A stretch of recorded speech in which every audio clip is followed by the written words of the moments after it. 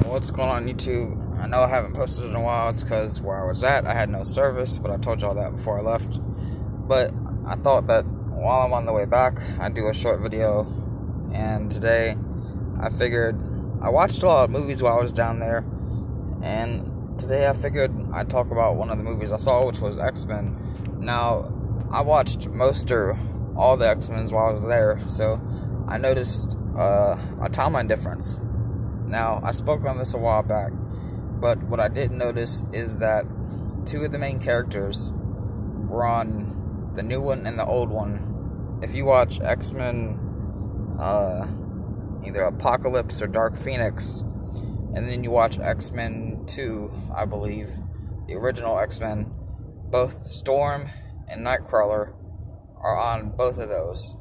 And Cyclops is as well, the dude with the laser eyes, he's on there. But my question is, do you remember how in X-Men 2, how Storm went to pick, Nightcrawler up with Jean, but Jean was also a part of that circle, but neither one of them remember Nightcrawler. If you watch the new one, Storm, Jean, and Nightcrawler go to space to save the space people up there. So my question is, how do they not remember each other? I mean, we've seen the professor take out memories and stuff and make you forget stuff, but, I think there's two different timelines in the X-Men. I think there's, how, in Spider-Man, there's a multiverse. I think that there's different versions of the X-Men throughout time, because they've reset the future so many times that there's different outcomes of them, because they're always changing stuff. I swear, X-Men's timeline cannot stay straight for any reason.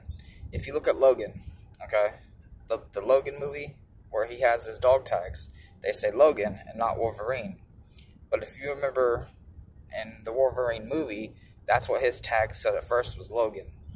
Okay, that's what his original tags were.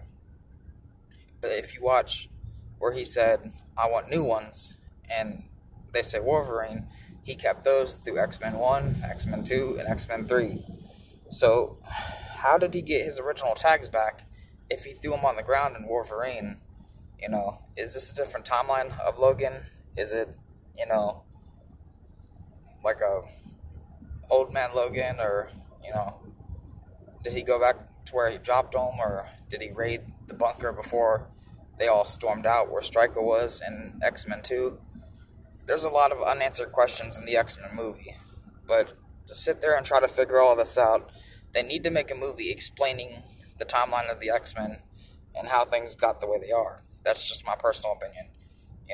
One movie explains everything, because right now, they've gone so many different ways in the X-Men series. It's hard to keep up with, past, present, who stepped in, what stepped in, and they're leaving out important details, like, certain reasons about Nightcrawler and Storm, and how did Mystique come back to life? If you watched X-Men Dark Phoenix, Mystique died because she got thrown through her house by Jean. If you watch Apocalypse, she also died in that one. So, is this a different Mystique? Is it a mutant with the same powers? Is it a different version of her? Because we saw the professor come back. That's not too far-fetched to think he could come back. But how would she come back?